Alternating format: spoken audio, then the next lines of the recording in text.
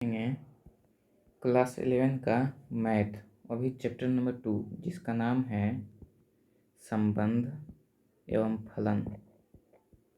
संबंध एवं फलन, इसका जो ये पार्ट है, पार्ट 2 वीडियो इसका है। ठीक है, संबंध एवं फलन का नाम है चैप्टर का रिलेशन एंड फंक्शन। और इसका पार्ट 2 है। ये पार्ट 1 यदि आप नहीं देखे हैं तो उसको जाके ज़रूर देख लीजिएगा एक बार। इसमें जो है हम बात करेंगे संबंध के बारे में। इसके पहले हम इसके पिछले वीडियो में बात कर चुके हैं क्रमितीय गुण और कार्तीय गुणन के बारे में। और हाँ, कार्तीय गुणन में कुछ महत्वपूर्ण प्रमेय दिए थे, उसको आप याद रखिएगा। वह बहुत ही ज़्यादा पूछा जाता है कॉम्पिटिटिव लेवल पे। ठीक है, चलिए देखते हैं। अब ये जो चैप्टर का नाम है, इसमें हम फर्स्ट टॉपिक जो यहाँ पे स्टार्ट होगा वह है, ये असल में इस चैप्टर का थर्ड टॉपिक है, संबंध। ठीक है, संबंध जिसको कि हम रिलेशन जिसको कि हम जनरली आर से डिनोट करते हैं। ठीक है, इसमें जो हमको पढ़ना है फर्स्ट टॉपिक, देखिएगा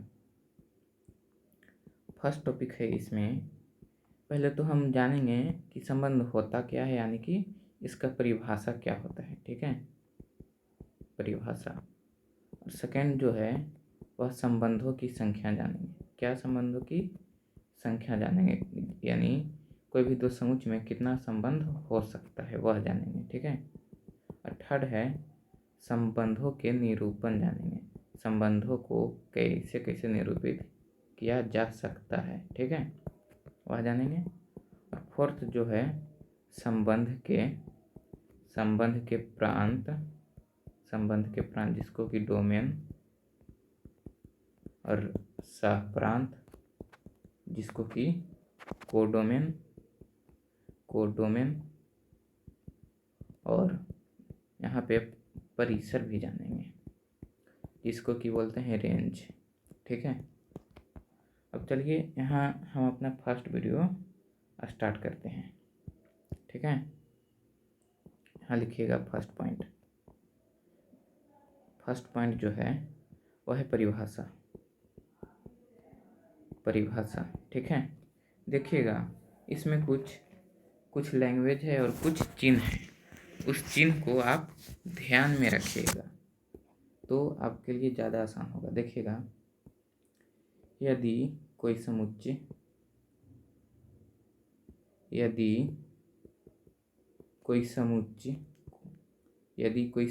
ए और बी हो, ए और बी कोई दो समुच्चय, ठीक है, जो कि अरिक्त है, दो अरिक्त समुच्चय हो, तो ए से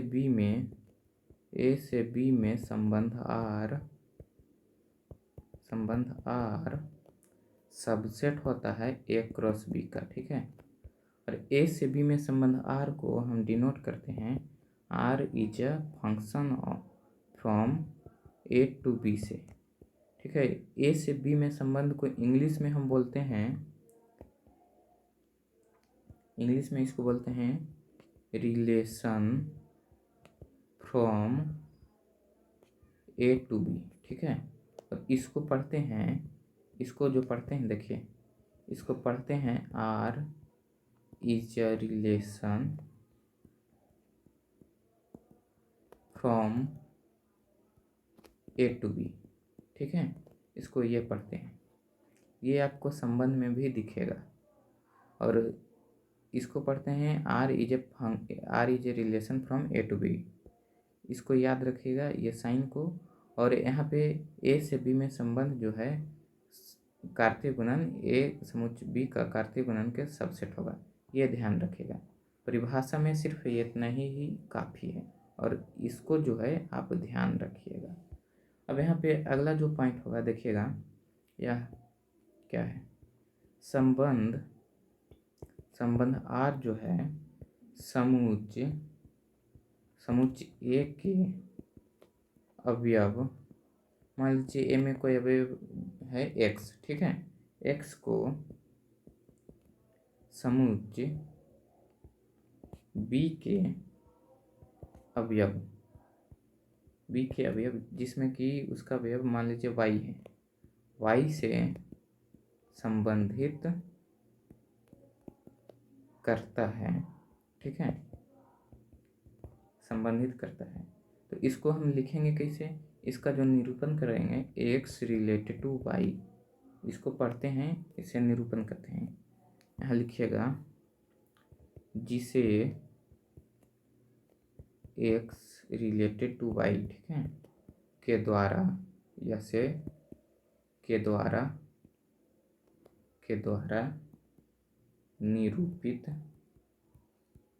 निरूपित करते हैं, ठीक है।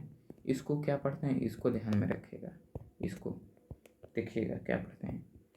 इसको हिंदी में मज़ा नहीं आएगा, इंग्लिश में देखिए, पहले हिंदी में बता देते हैं। एक्स संबंध आर के अधीन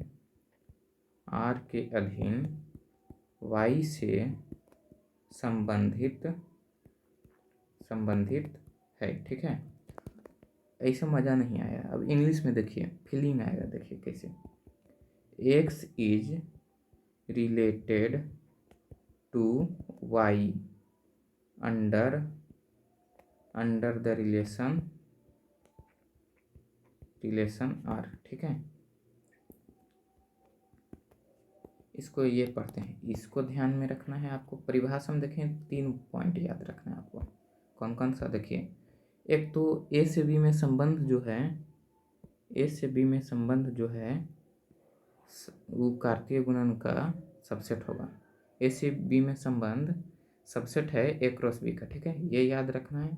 और ए से बी में संबंध को हम R is a function from A to B के रूप में दिखाते हैं, ठीक है। और इसको बोलते क्या है, ये भी याद रखना है, ठीक है। R is a function from A to B. और ये इंग्लिश वाला नहीं भी याद रख सकते हैं तो आप नहीं याद रखिए, कोई दिक्कत यह नहीं करेगा। अब सेकंड जो है वह याद रखिएगा, एक्स रिलेटेड टू वाई। यदि एक्स कोई ए का अवयव है, यहाँ पे ध्यान दीजिएगा, यहाँ जो है यदि कोई संबंध ए से बी में संबंध हो, उसके लिए ये बात कहा गया है, ठीक है। एक्स रिलेटेड टू वाई, ये ध्यान रखिएगा, सॉरी, ठीक है। और यही 2 पॉइंट है इसमें, और कोई पॉइंट नहीं है। और यहाँ पे कुछ नोट पॉइंट है, उसको ध्यान में रखिएगा। ए से बी में संबंध आर जो है इक्वल नहीं होता है बी से ए में संबंध के, ठीक है, संबंध आर के इक्वल नहीं होगा, ओके। और सेकेंड नोट पॉइंट है, ए से बी में संबंध आर जो है वह सबसेट होता है ए क्रॉस बी का, ये तो परिभाषा से ही क्लियर होता है, ठीक है। थर्ड जो है, बी से ए में संबंध आर जो है वह भी सबसेट होता है बी क्रॉस ए का, ना कि ए क्रॉस बी का। यहाँ से देखिए, बी से ए में संबंध है, यहाँ ए से बी में संबंध है, इसलिए यहाँ पे फर्क आया है, ठीक है। अब यहाँ पे जो अगला टॉपिक है वह है संबंधों की संख्या।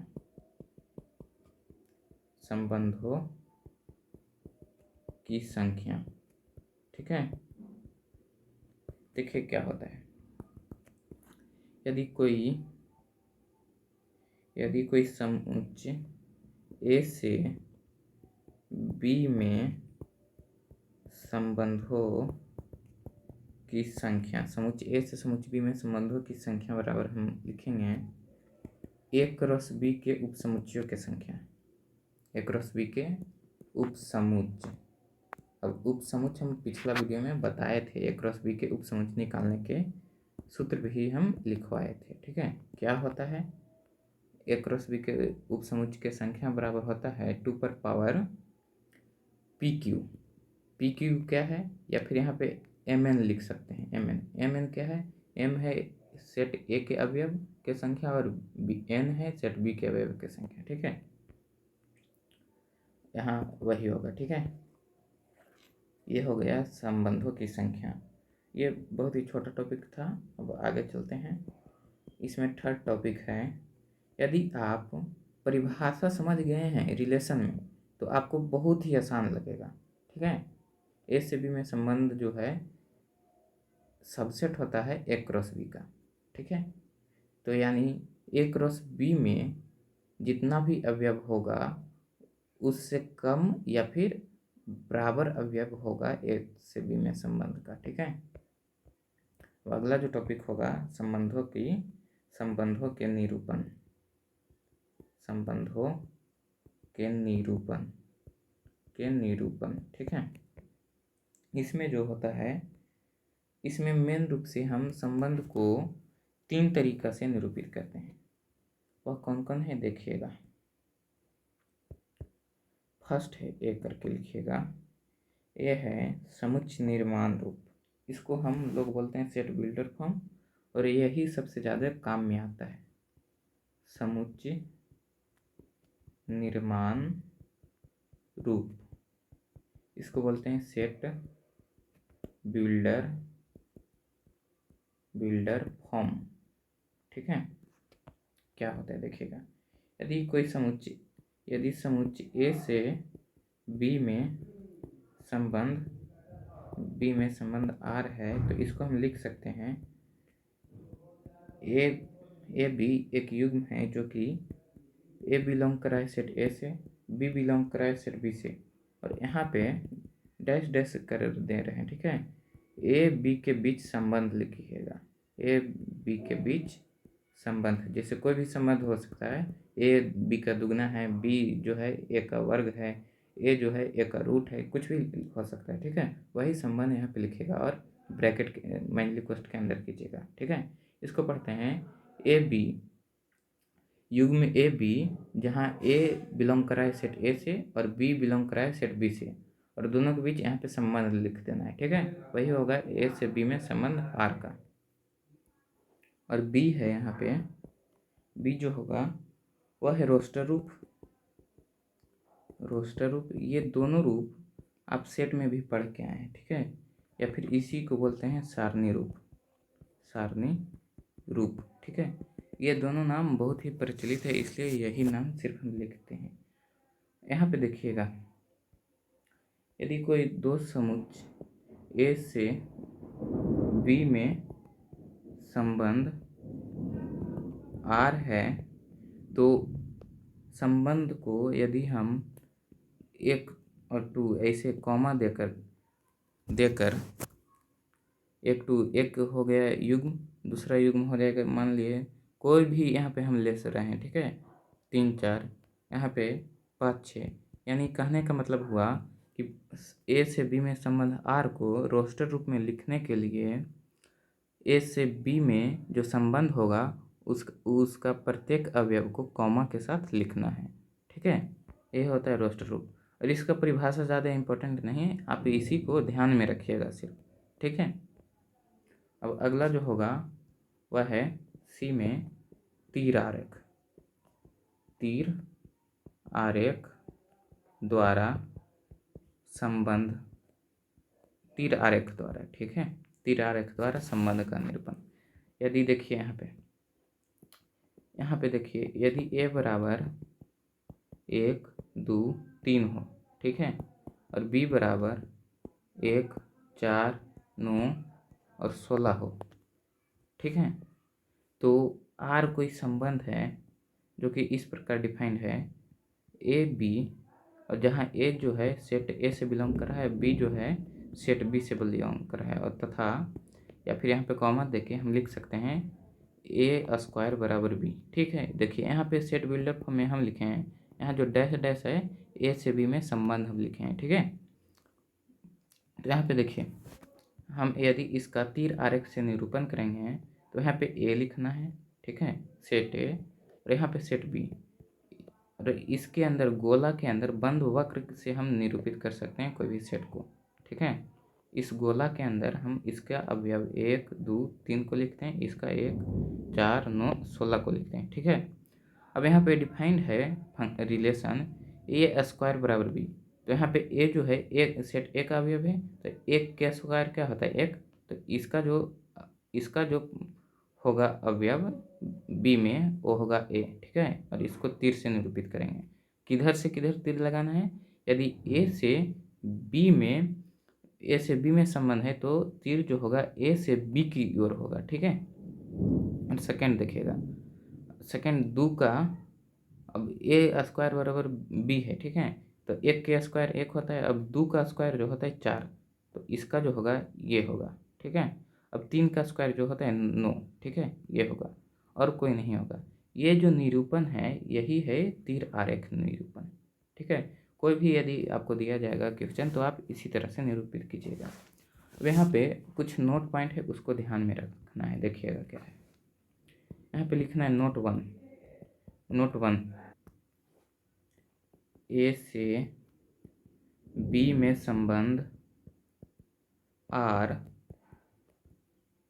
ए से बी में संबंध आर में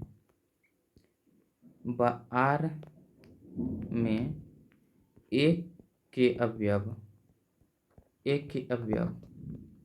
यहाँ पे देखिएगा एक के अवयव यानी 1 2 3 यहाँ पे लिख देते हैं 1 2 3। ठीक है।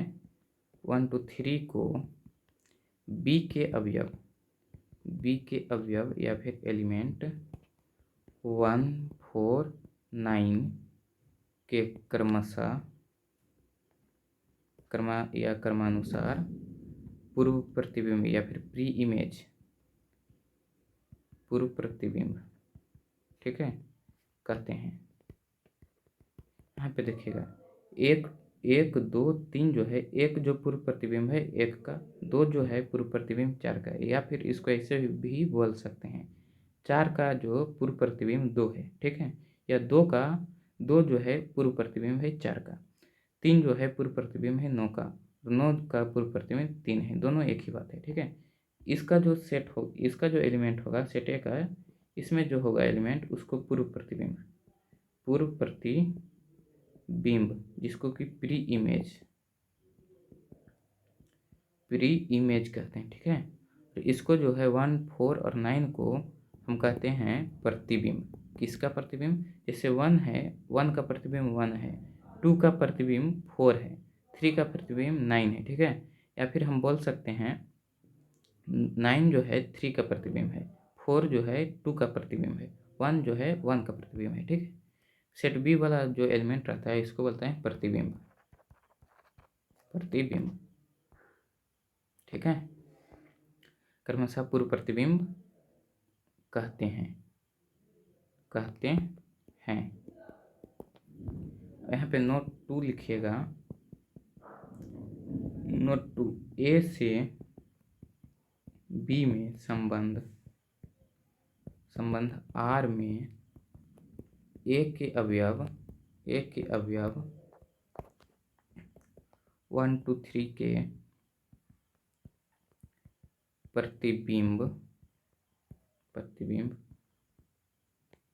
क्रमशः बी के, यहाँ पे लिखिएगा क्रमशः बी के अवयव 1 4 9 होगा। ठीक है। अब अगला जो टॉपिक होगा वह है संबंध के 4 टॉपिक, और इस संबंध का ये लास्ट टॉपिक है। ठीक है। अगला जो टॉपिक है 4 नंबर का वह है संबंध के प्रांत जिसको कि इंग्लिश में बोलते हैं डोमेन। ठीक है। डोमेन, सहप्रांत इसको कि बोलते हैं कोडोमेन तथा परिसर। ठीक है। परिसर को बोलते हैं रेंज। ठीक है। अब इसमें देखिएगा फर्स्ट जो पॉइंट आएगा वह है प्रांत का। फर्स्ट जो है प्रांत, कोई भी संबंध का प्रांत क्या होता है? प्रांत कह लीजिए या फिर डोमेन कह लीजिए, एक ही बात है। देखिएगा कोई भी यदि संबंध ए से बी में कोई संबंध आर हो, यहाँ लिख देते हैं, जैसे कि समुच्चय ए से बी में संबंध आर के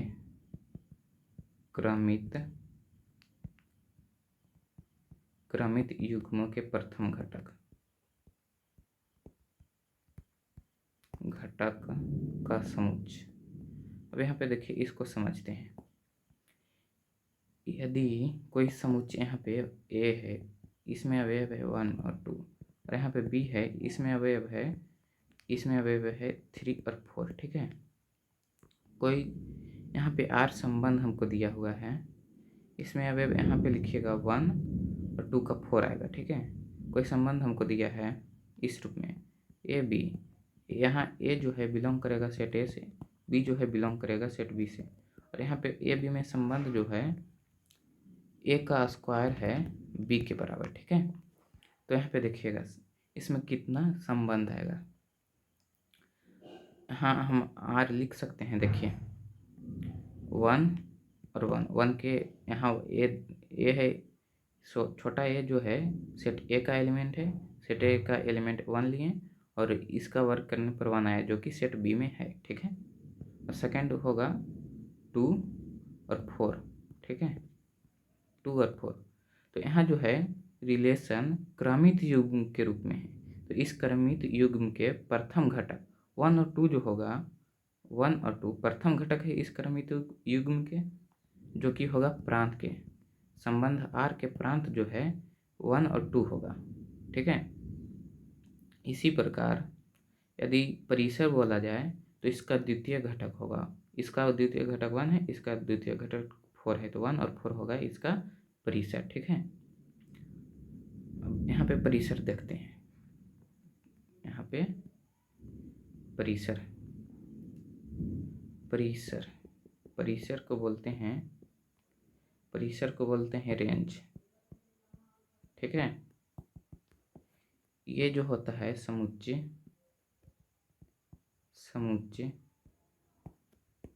ए से बी में संबंध आर के क्रमित युग्मों के द्वितीय घटक, ठीक है, द्वितीय घटक का समुच्चय होगा, ठीक है। यहाँ पे देख लेते हैं, जैसे फर्स्ट एग्जाम्पल में, ये एग्जाम्पल है, ठीक है, एग्जाम्पल लिखिएगा। फर्स्ट एग्जाम्पल में यहाँ पे जो परिसर होगा वह देखिए 1 और 4 होगा, ठीक है। फर्स्ट एग्जाम्पल से आप समझ सकते हैं। अब अगला जो है यहाँ पे सहप्रांत होगा, सहप्रांत, जिसको कि बोलते हैं कोडोमेन, ठीक है। कोडोमेन जो होता है, देखिएगा, यदि कोई संबंध समुच्चय ए से बी में है, या संबंध आर के लिए, समुच्चय ए से बी में संबंध आर के लिए जो सहप्रांत होता है, सहप्रांत समुच्चय बी होता है। देखिए समुच्चय बी क्यों होगा, यहाँ पे देखिए संबंध जो है ए से बी में है तो लास्ट वाला होगा सहप्रांत, ठीक है। यदि बी से ए में होता तो ए होता सहप्रांत। यहाँ पर ए से बी में संबंध है इसलिए बी हुआ, ठीक है। अब यहाँ पे देखिए फर्स्ट एग्जाम्पल में ही, यदि सेट ए इतना है, सेट बी इतना है, ठीक है। अब यहाँ पे बोल रहा है ए से बी में संबंध आर है, ठीक है, ए से बी में संबंध है, तो यहाँ पे होल सेट जो बी आएगा ना वही आएगा सहप्रांत, ठीक है। अब यहाँ पे सहप्रांत जो आएगा होल सेट बी आएगा। अब सहप्रांत होल सेट बी आ रहा है और परिसर जो आएगा वह भी यहाँ पे देखिए 1 और 4 आ रहा है परिसर, ठीक है। परिसर यहाँ पे 1 और 4 आएगा, जो कि 1 और 4 इसमें है, सेट बी में है। यदि और रहता है इसमें कोई एलिमेंट तो यहाँ पे पक्का है कि परिसर जो है सहप्रांत के सबसेट होगा। और यह बहुत ही इम्पोर्टेंट बात है, इसको नोट कीजिए। यहाँ पे परिसर जो होगा सह प्रांत के सबसेट होगा, ठीक है, ठीक है। अब यहाँ पे एक और नोट है, उसको भी लिखिएगा। यदि कोई समुच्चय ए से ए में संबंध, समुच्चय ए से समुच्चय ए में संबंध आर है, तो इसको हम लिखेंगे ए पर संबंध, ठीक है। ए पर संबंध यदि कहीं दिख गया हो तो आप वहाँ पे समझ जाइएगा कि ये जो है ए से ए में संबंध है, ठीक है। अब अगला जो है, यहाँ पे कुछ क्वेश्चन के टाइप है, ठीक है, वह हम बता देते हैं। जैसे कि देखिए, ऐसे हम ये जो है बता चुके हैं, लेकिन इसको थोड़ा सा रिकैप कर देते हैं। जैसे कोई भी क्रमित युग्म का समुच्चय, यहाँ पे लिख देते हैं, क्रमित युग्मों का समुच्चय, युग्म का समुच्चय आर ए से बी में संबंध होगा। क्या कंडीशन है देखिए, यदि आर के यानी संबंध के प्रत्येक अवयव का प्रथम घटक ए में हो, ठीक है, और दूसरा बी में हो। यहाँ पे देखिए, क्रमित युग्म के रूप में यदि कोई संबंध दिया रहेगा तो ये नियम फॉलो कीजिएगा।